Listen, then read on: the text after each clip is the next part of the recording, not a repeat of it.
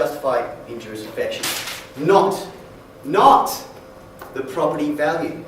The market value is what's used to define what the property value is. Despite my opposing counsel's thoughts, the discounted cash flow is an incredibly systematic approach.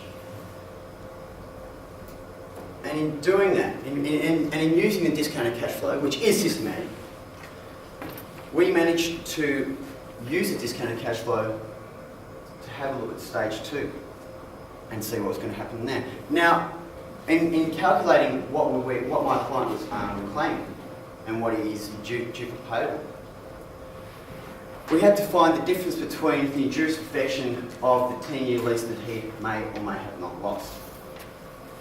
Therefore, the injurious affection does not include the 3 years. It only includes the last 10 years of the lease, which was optional. Whether or not stage 2 was going ahead or not, that is the difference. That is the injurious affection that we are claiming. Not everything else that the opposing bench has put into whoever's minds that we're claiming something else. That is all we're claiming. The difference between if stage 2 is going to go ahead or if stage 2 was not.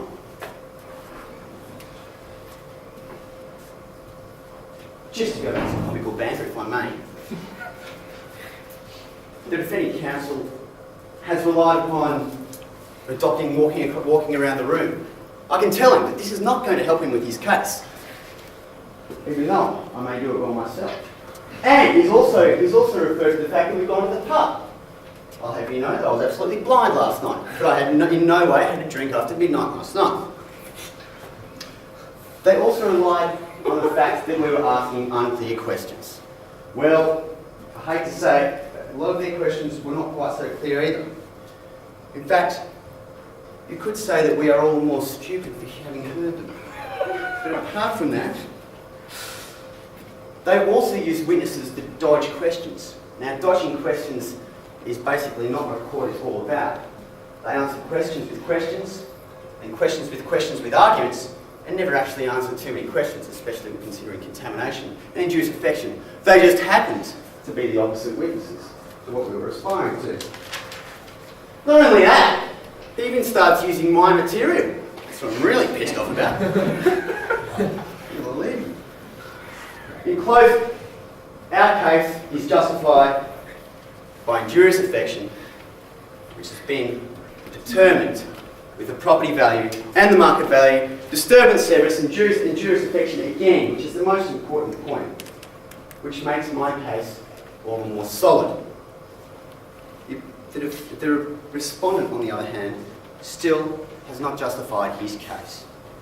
In addition to the heads of claim that I've just mentioned, capitalisation is also mentioned by us, and therefore pointing out the relevance to the case. Interest was something that just went straight over the top. They just basically admitted, oh, we didn't take into consideration interest, so we'll take that 2700. That's nice. And the contamination. Well, we really didn't get to the bottom of the contamination, but I can assure you that we would have run rings around them if we managed to ask the right person the right question.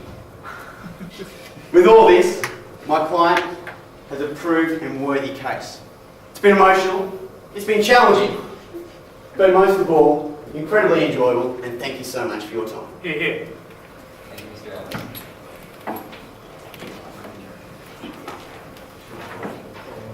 Well, at this stage, we're going to take a short recess because we will take a few moments to consider